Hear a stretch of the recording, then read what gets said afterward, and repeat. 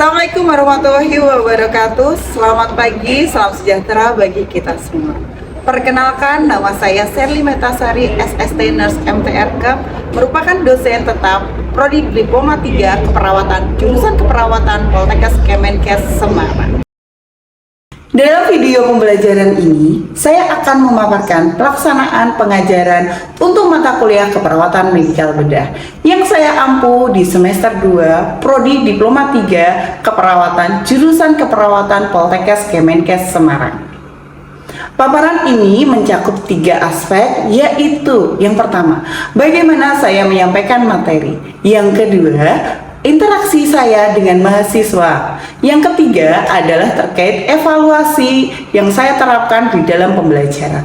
Mata kuliah keperawatan medikal bedah merupakan mata kuliah wajib dengan bobot 4 SKS yang ditempuh mahasiswa pada semester 2. Mata kuliah ini mempelajari tentang masalah kesehatan yang lazim terjadi pada usia dewasa, baik yang bersifat akut maupun kronis, yang meliputi gangguan fungsi tubuh dengan berbagai penyebab patologis, khususnya pada sistem imun, persyarafan, muskuloskeletal, indera, sensorik, dan juga integumen. Selain itu, juga membahas tentang konsep dan prinsip pengelolaan pasien terhadap asuhan keperawatan.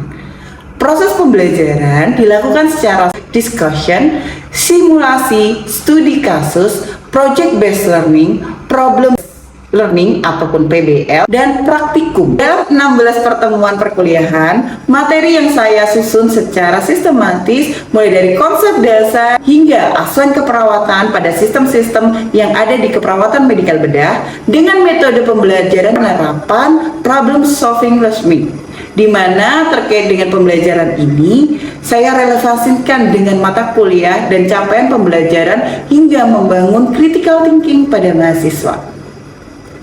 Selain itu, saya memanfaatkan media pembelajaran berupa slide presentasi dan simulasi kasus sehingga mahasiswa dapat terdukung dalam perkuliahan dan pemahaman. Inovasi yang saya bangun dalam pembelajaran ini adalah dengan inovasi-inovasi berdasarkan evidence-based nursing, di mana di dalam pembelajaran ini berdasarkan penelitian yang sudah dilakukan oleh para dosen.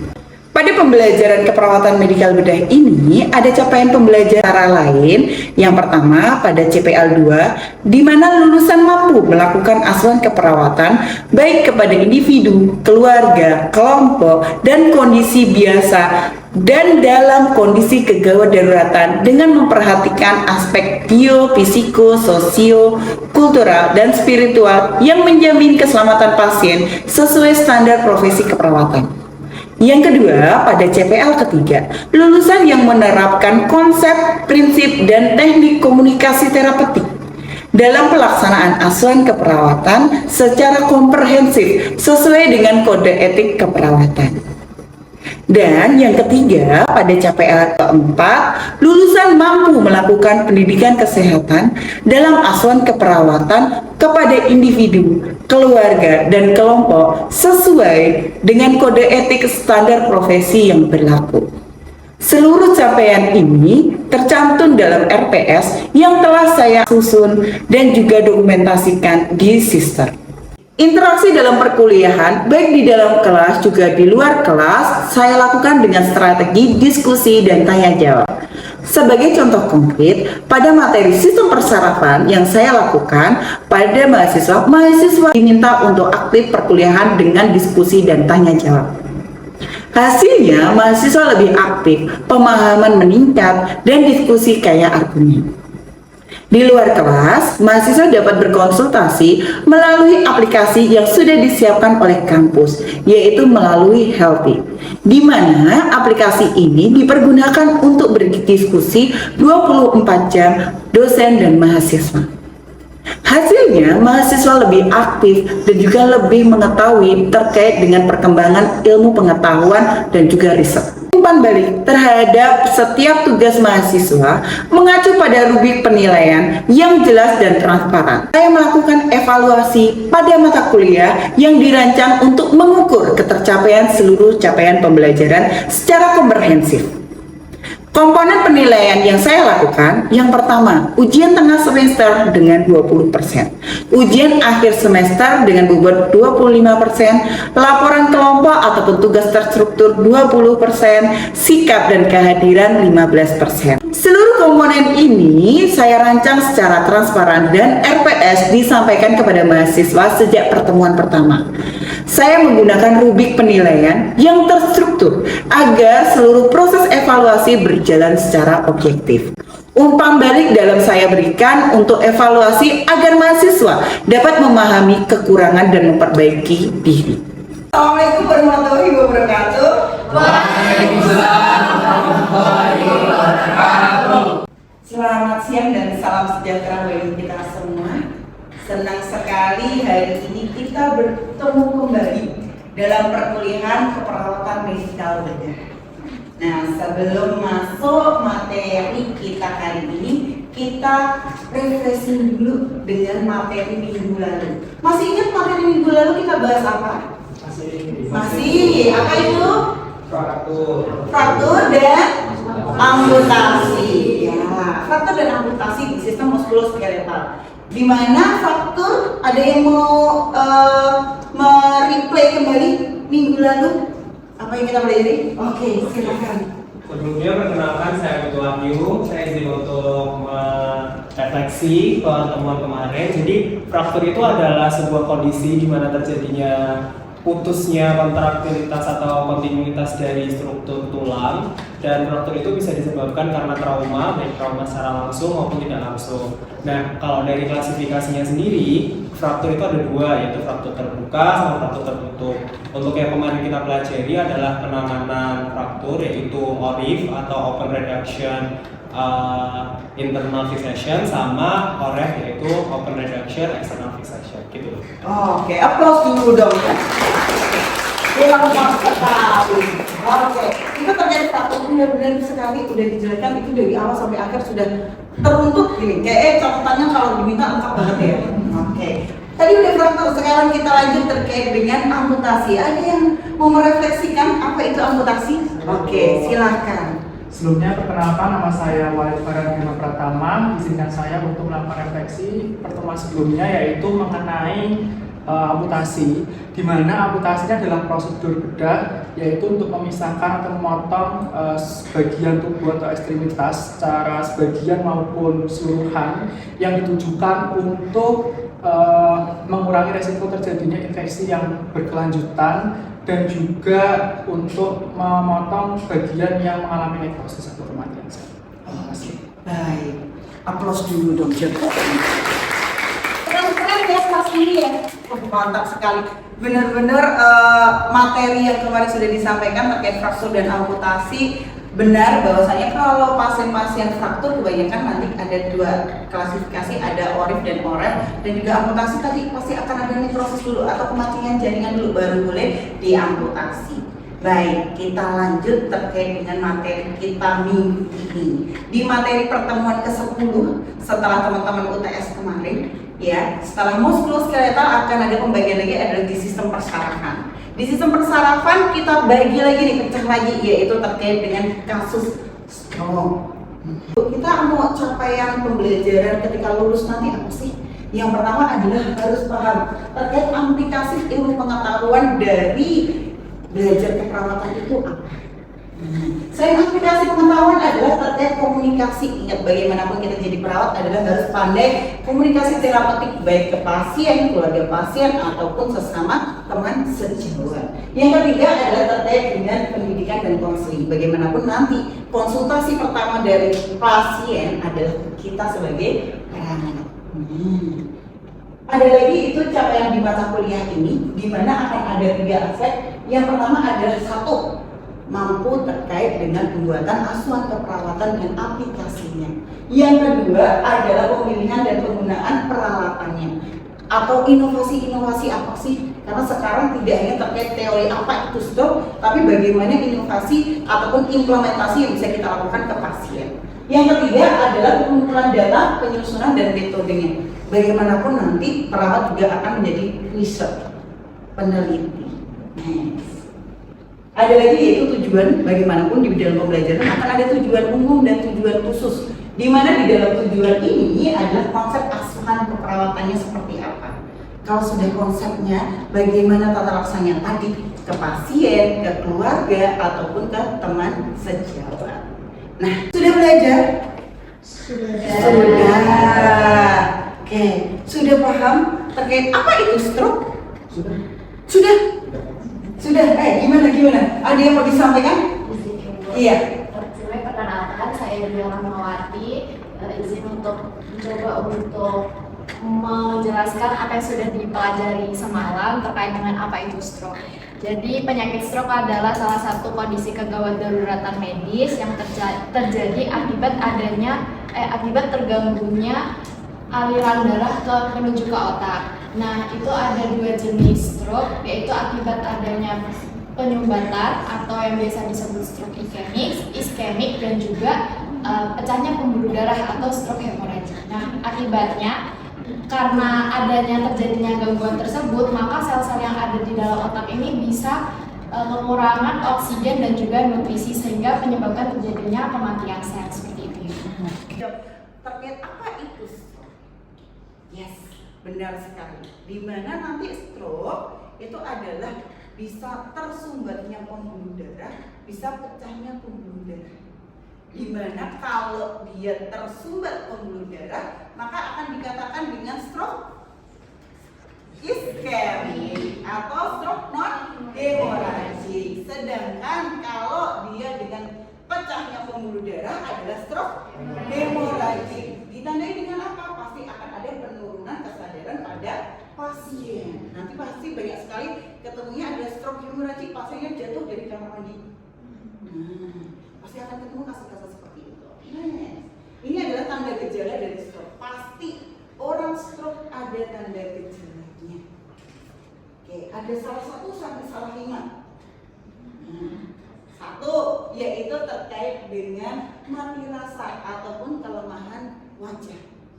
Otomatis ya, sebelum stroke pasti udah ngerasain dulu kebas-kebas, tidak berasa. Yang kedua adalah terkait dengan wajahnya. Iya, kemarin sudah belajar nervus 12 sistem. Salah satunya adalah terkait dengan sistem wajah. Yang selanjutnya adalah tempat lengan, kaki, tangan akan mengalami kebas juga ataupun mati rasa. Makanya di stroke akan ada namanya hemiplagi dan juga hemiparase. Kalau hemiplagi apa bedanya sama hemiparase? Hemiplagi itu kalau pada hemiplagi bisa dibedakan, kalau hemiparase itu setengahnya. Betul. Hemiplagi keseluruhan. Sedangkan kalau hemiparase sebagian. Kalau yang bermasalah adalah bagian gerak sebelah kanan, berarti otak yang mana yang bermasalah? Kiri. Oke, karena sistem kerja otak adalah sila. Next, yaitu adalah kebingungan. Ya, pasti. Ya, karena apa? Karena adanya permasalahan di saraf. Pasti orangnya bingung. Yang kedua, kesulitan bicara. Ya, tadi kalau dia terkenanya adalah sebelah kiri, otomatis. Makanya kalau mau minum segalanya pasien stroke awal-awal pasti minumnya airnya keluar kembali. Nah, itu ya. Apakah semua pasien seperti itu? Tidak. Nah, tadi saya katakan bahwa tanda gejalanya otomatis akan berbeda-beda. Lanjutnya lagi, tidak memahami pembicaraan otomatis. Kalau orang dengan permasalahan mulutnya tidak bisa berbicara, otomatis pasiennya ngajak ngomong perawat ataupun keluarganya jelas enggak. Lanjut, pasiennya pasti mengalami pusing ataupun sakit kepala otomatis ya. Tekanan darahnya pasti pasiennya hipertensi. Selanjutnya akan ada lagi yaitu kesulitan berjalan otomatis. Mayoritas kalau orang mengalami stroke adalah kasusnya di motorik paling banyak. Di mana nanti kesulitannya adalah berjalan, ekstremitasnya. Oke. Next lagi adalah kehilangan keseimbangan dan kurang koordinasi. Ya, dia aja sulit berjalan apalagi soal keseimbangan. Makanya kalau lihat pasien stroke apalagi lebih dari 24 jam pasti akan menjadikan gejala sisa pada pasiennya. Makanya penanganannya harus kurang dari 24 jam. Karena lebih dari 24 jam akan ada gejala sisa. Pasiennya dengan afasia ataupun sulit bicara, otomatis mulutnya tidak simetris, tersedak, sulit menelan air. Tapi ini jarang ataupun sedikit pasiennya. Karena paling banyak adalah permasalahan di motorik. Yes. Gejala anggota tubuh melemah otomatis ya. Ini tadi pasti karena motoriknya 80%. Karena di dalam stroke selain motorik juga ada kognitif, ada juga afektif. Menjadi permasalahan-permasalahan pada pasien stroke. Tapi paling banyak mayoritas adalah motorik. Next. Oke, ini otomatis ya.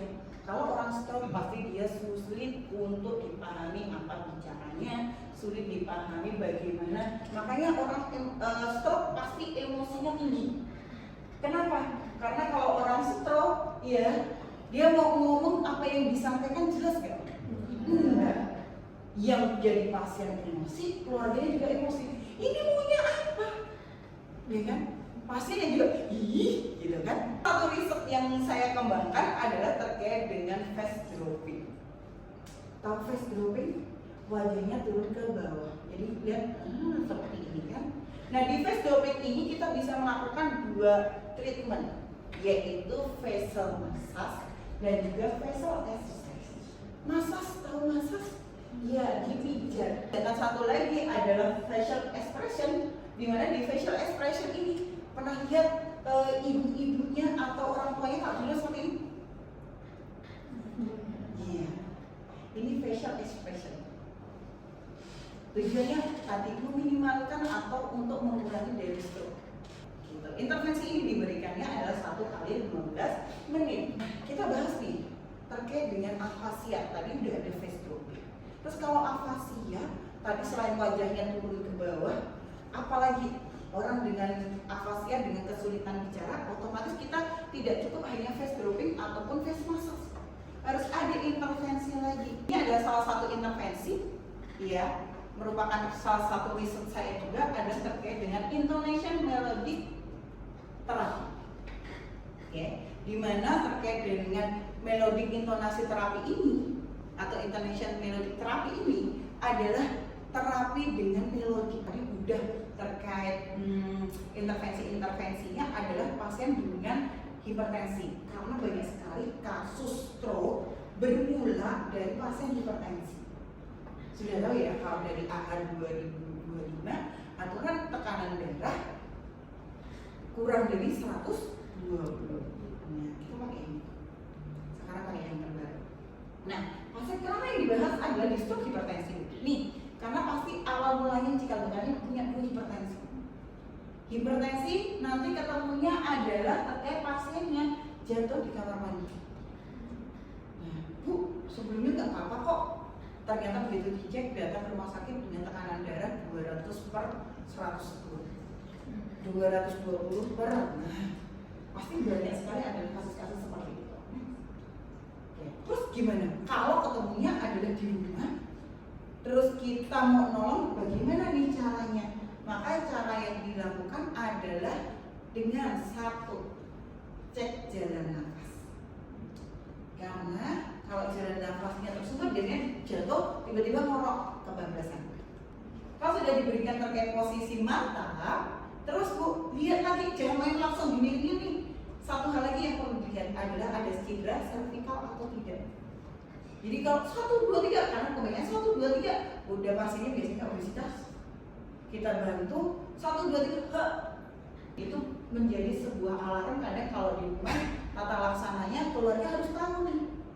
Karena kalau tanpa tata laksana itu kita salah dalam melakukan intervensi mandiri di rumah, nanti yang ada adalah menambah korban.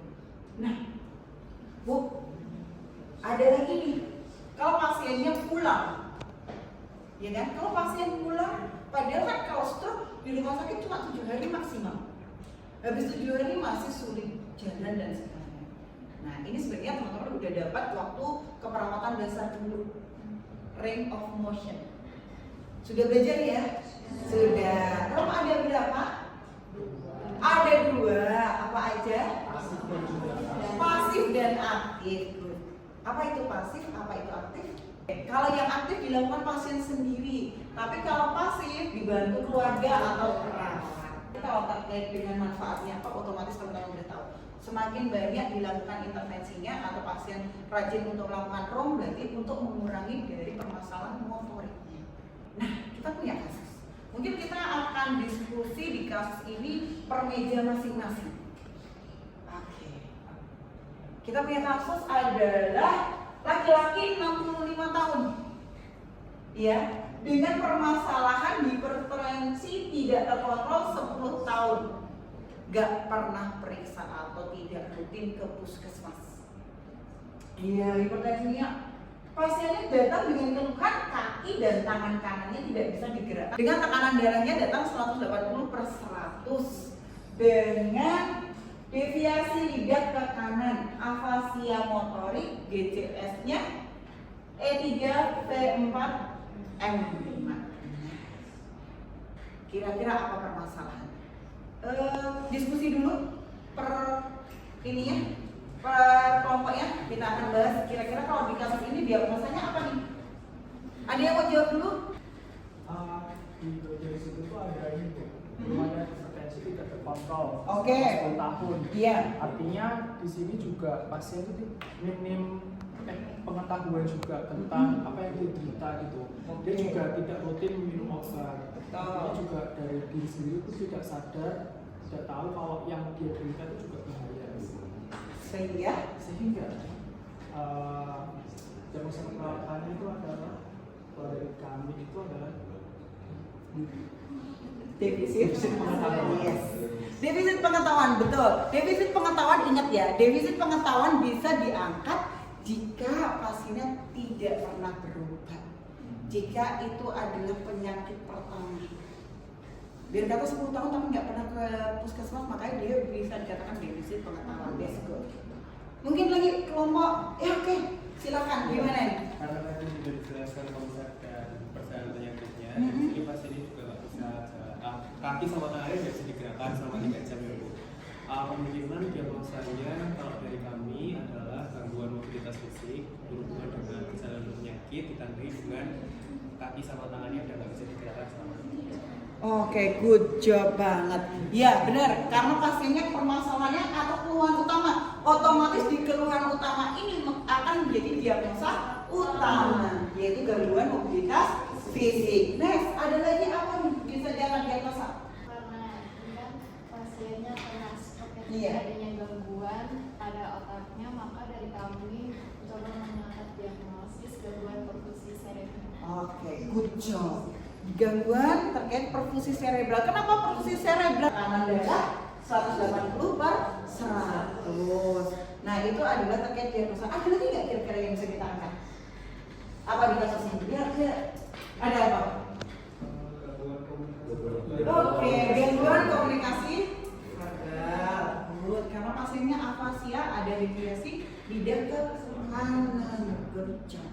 Itu adalah terkait dengan asuhan keperawatan pada pasien. Untuk intervensi dan implementasi otomatis, bagaimanapun kita sebagai perawat tidak bisa bekerja sendiri pada pasien stroke.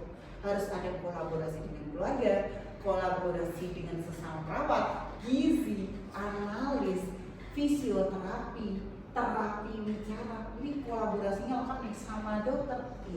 Semua akan bekerja sama secara sesuai dengan bidangnya masing-masing, tugas dan fungsinya masing-masing.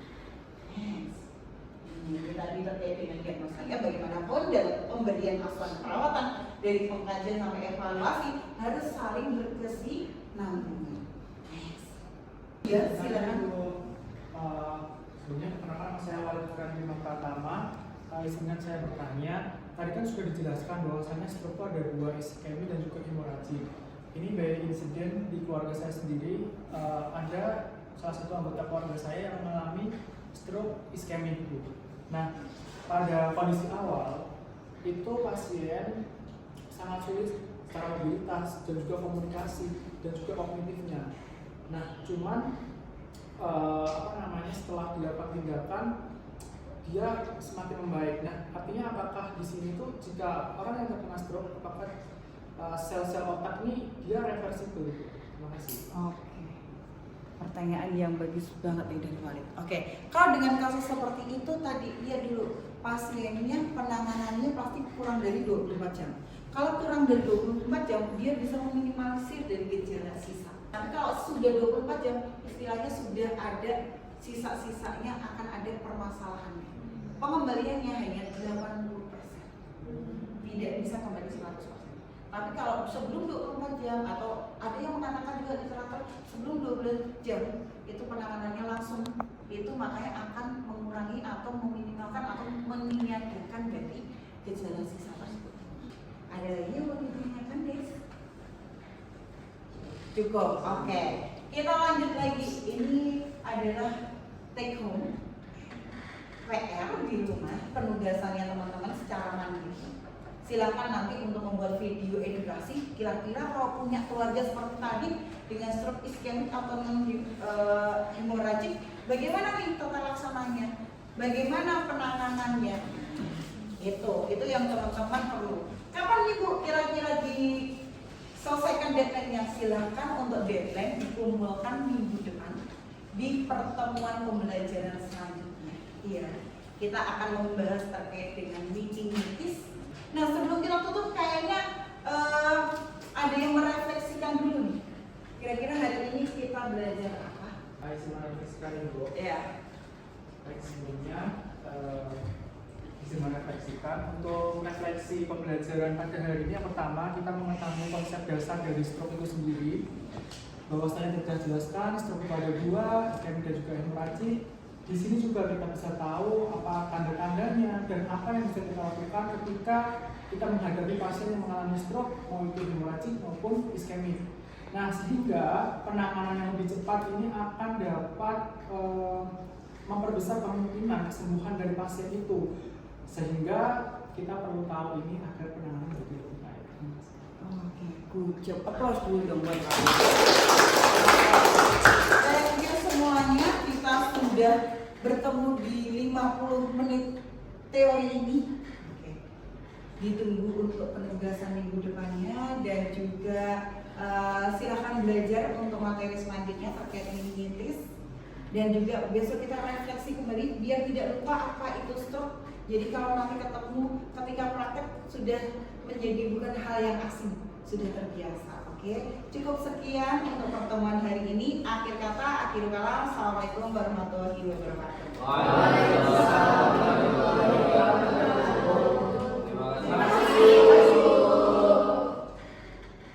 Demikian pemaparan saya mengenai pembelajaran pada mata kuliah keperawatan medikal bedah. Terima kasih atas perhatiannya. Wassalamualaikum warahmatullahi wabarakatuh.